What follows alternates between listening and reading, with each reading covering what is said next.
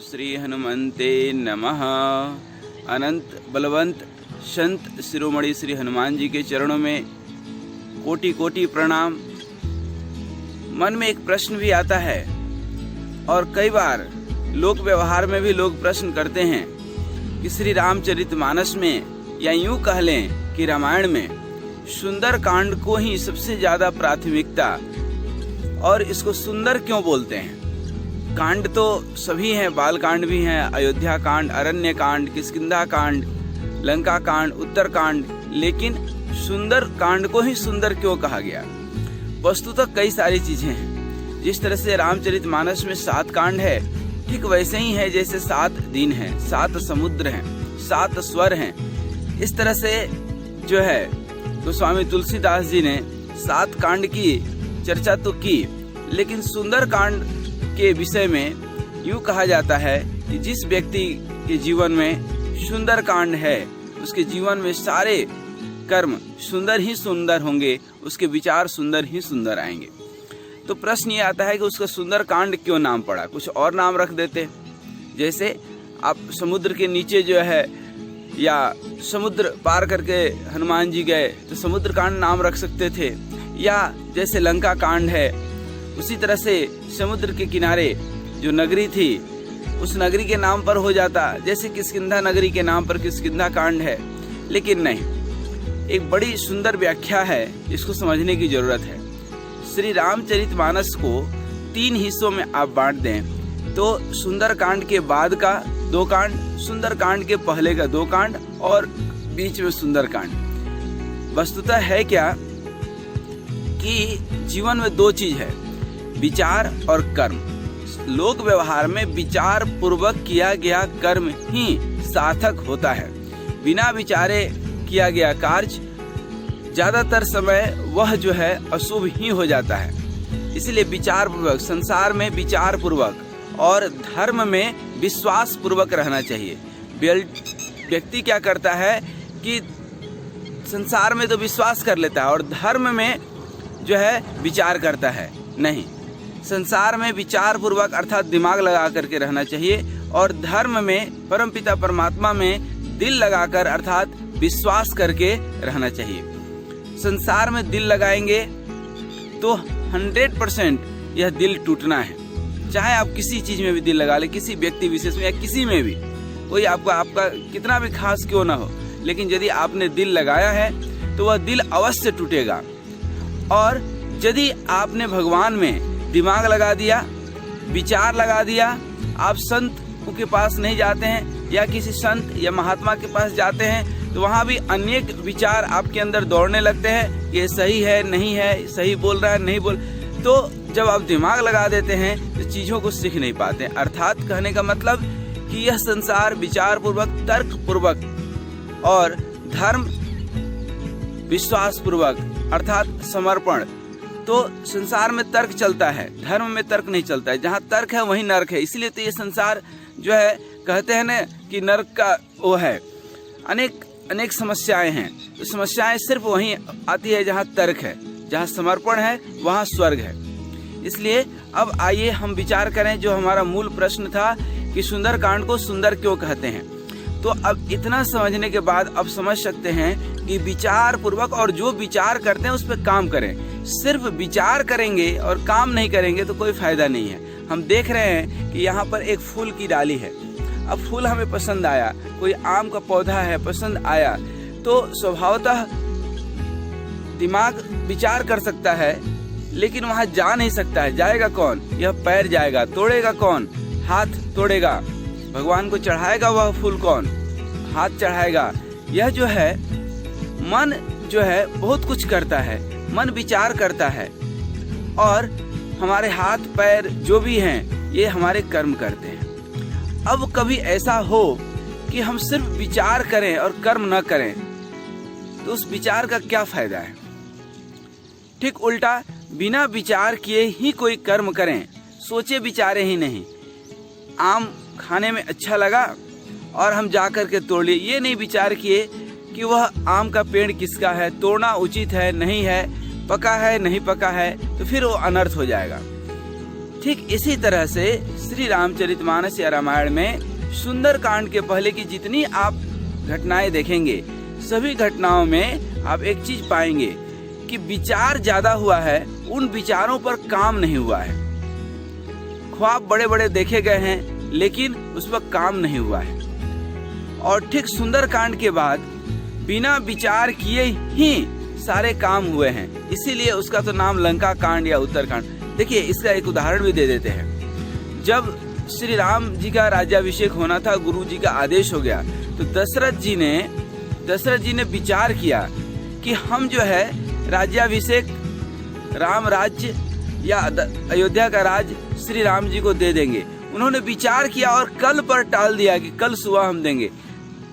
तत्काल दे दिए होते तो भगवान श्री राम को वन नहीं जाना पड़ता, लेकिन वो विचार किए और विचार में ही उलझ गए, उसको अंजाम नहीं दे पाए। ठीक उसी तरह से सुंदरकांड के बाद लंका कांड में जाएंगे तो रावण का प्रसंग आता है। जब उसके मंत्री संतरी सब जाकर के उसको सूचना देते हैं कि श्री राम अपने 18 जो है पदुम बानरी सेना के साथ लंका पर आक्रमण करने के लिए पधार चुके हैं, तो रावण कहता है इसमें क्या विचार करना, इसमें क्या विचार करना, ये तो बानर हमारे राक्षसों के भोजन हैं, जाओ जो है। तो अब उस रावण को इतना विचार तो करना चाहिए था कि ये वही बानर हैं जो आकर के पूरी लंका जो है जला डाले, लंका की तहस नहस कर दिए, और बोल रहा है कि जो है वह राक्षसों के भोजन है। तो बिना विचार किए ही काम होता है। अब जो सुंदर कांड है हमारा, सुंदर कांड एक ऐसा कांड है जो विचार भी होता है, विचार पूर्वक। जैसे समुद्र लांघना है, किसी को जाना है, कौन जाएगा इसके ऊपर विचार होता है। फिर जो जा रहा है उसकी अनेक प्रकार से परीक्षाएं होती हैं। शुरुआत हो जाती है कि समुद्र में जाते ही लंका का जो है, लंका और समुद्र के बीच में एक मैनाक पर्वत जो सोने का है, वह बोल रहा है हनुमान जी से कि आओ सोना पर सो लो, आराम कर लो। तो हनुमान जी कहते हैं हनुमान तहीं पर साकर पुनि किन्ने प्रणाम, राम काज किए बिनु मोहि कहाँ विश्राम। आप विश्राम करने के लिए बोल रहे हैं, आपको बहुत बहुत धन्यवाद, प्रणाम, लेकिन यह विश्राम करने का उचित समय नहीं है, मुझे अपने लक्ष्य की ओर जाना है। फिर सुरसा मिलती है, लंकनी, अर्थात अनेक बाधाएं मिलती है। हर बाधाओं को हनुमान जी पार करते हैं, अर्थात हर कार्य सुंदरता पूर्वक विचार करके और सुंदर ढंग से उसको अंजाम दिया जाता है, इसीलिए उसको सुंदर कांड कहते हैं। और यह सुंदर कांड जीवन में इसलिए अति आवश्यक है कि कोई भी संसारिक कार्य करें तो बहुत अच्छे से विचार और विमर्श किससे लेना है। जामवंत मैं पूछूं तो ही उचित सिखावन देहु मोहि। जब जीवन में बहुत पैसा आ जाए, धन आ जाए, अगाध शक्ति आ जाए, एक गांव में लगी आग, गए सब भाग, बचे दो, एक लंगड़ा और एक अंधा। क्या है, आज के समाज में लोक व्यवहार में जो नवयुवक है अंधा हो चुका है, चाहे वो धन रूपी हो, स्त्री रूपी हो, या पुरुष रूपी हो, या जो भी उसके अंदर अहंकार हो, या पद हो, या जो भी, और उसके चलते अपने बड़े बुजुर्गों को दरकिनार कर देता है। जबकि हकीकत है कि आप कितना भी बड़े हो जाएं, लेकिन जो अनुभव में बड़ा है वही बड़ा होता है। तो हम लोग जब दरकिनार करते हैं तो वह लंगड़ा लूजा कौन है, वह हमारे बड़े बुजुर्ग हैं, और अंधा कौन है, हट्ठा कट्ठा शरीर वाला नवयुवक। अब आग लगी है दुनिया में, दोनों मरेंगे यदि दोनों एक दूसरे की नहीं सुनेंगे। तो लंगड़ा कहता है कि तुम मुझे अपने कंधे पर बिठा लो और मैं तुम्हें दिशा दिखा दूंगा, क्योंकि तुम तो आग की ओर ही दौड़ रहे हो और हम देख रहे हैं कि आग की लपटें हमारी ओर आ रही है, लेकिन हम भाग नहीं सकते हैं, तो दोनों मर जाएंगे। इसलिए अच्छा है कि तुम अपने कंधे पर बैठा लो और मैं तुम्हें दिशा दिखा दूंगा, तुम उधर भागना तो हम दोनों की दशा बदल जाएगी। और यही होता है, जिस घर में बड़े बुजुर्ग दिशा दिखाते हैं उस घर की सुंदरता बनी रहती है। वो यही तो सुंदर कांड है कि विचार पूर्वक जो अनुभवी लोग हैं उनसे अनुभव लें। हम अपने बड़े माता पिता से पूछ करके कोई कार्य करें, कितना सुंदर होगा। कभी पैसा आ जाता है, कभी खूब धन आ गया, कभी खूब बड़ा पद मिल गया, तो हम अपने बड़े बुजुर्गों को उसमें शामिल करें, उनसे सलाह लें, विचार विमर्श किससे करना है? अनुभवी लोगों से, और खास करके अपने माता पिता बड़े बुजुर्गों से। क्योंकि आज समाज में ये भी देखने मिलता है कि एक व्यक्ति अपने ही माता पिता का बात नहीं मानता है, लेकिन बाहर में उसी बात को दूसरे लोग यदि बोलेंगे तो मान जाएगा। ये दरिद्रता की निशानी है। इसलिए सुंदरकांड का यह मतलब ही इतना सा है कि आप विचार विमर्श करके और कार्य करें तो आपके जीवन में सुंदरता ही सुंदरता आएगी। यदि सिर्फ विचार करेंगे, कार्य नहीं करेंगे तो अनर्थ हो जाएगा, और सिर्फ कार्य करेंगे बिना विचार किए तो भी अनर्थ हो जाएगा। इसलिए लोक व्यवहार में सुंदरकांड की बड़ी महिमा है। सुंदरकांड किष्किंधा कांड से ही वस्तुतः शुरू हो जाता है हनुमान जी की कथा, लेकिन तुलसीदास जी को याद आया कि नहीं, इसका तो जो है किष्किंधा नहीं, इस तो सुंदरकांड ही होना चाहिए।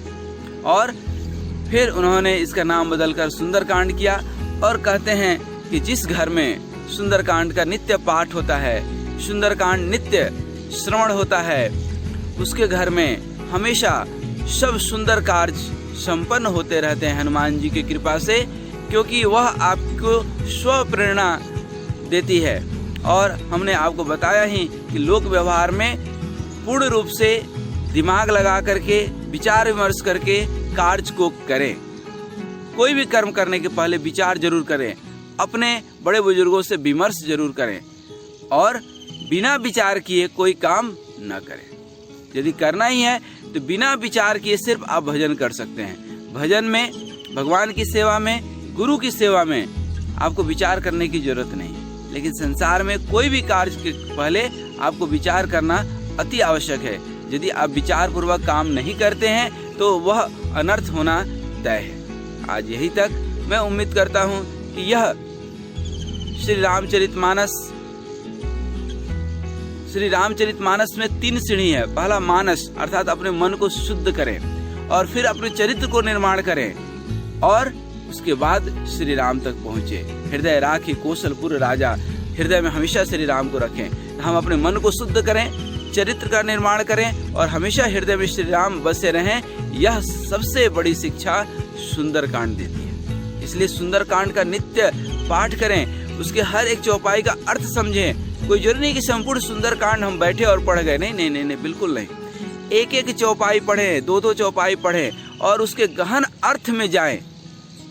और उसके अर्थ में सिर्फ जाए नहीं, यही तो सुंदरकांड है, उसके अर्थ को अपने जीवन में उतारें तो सुंदरकांड की सफलता है और आपका जीवन सुंदर बनेगा। अन्यथा सिर्फ पढ़ लेंगे, उसको भजन के तरह, पाठ के तरह, स्तुति के तरह गा लेंगे तो उससे कोई बहुत बड़ी सफलता नहीं मिलने वाली। सफलता किससे मिलेगी कि 1 चौपाई 2 चौपाई पढ़े और उसके अर्थ को बहुत गहन अध्ययन करके समझें और अपने जीवन में उसको उतारें। आज यहीं तक। आपका जीवन मंगलमय हो, सुंदर हो। इस सुंदरकांड के पढ़ने से आपका जीवन सुंदर अवश्य होगा। इस उम्मीद के साथ जय सिया राम, जय सिया राम, जय हनुमान।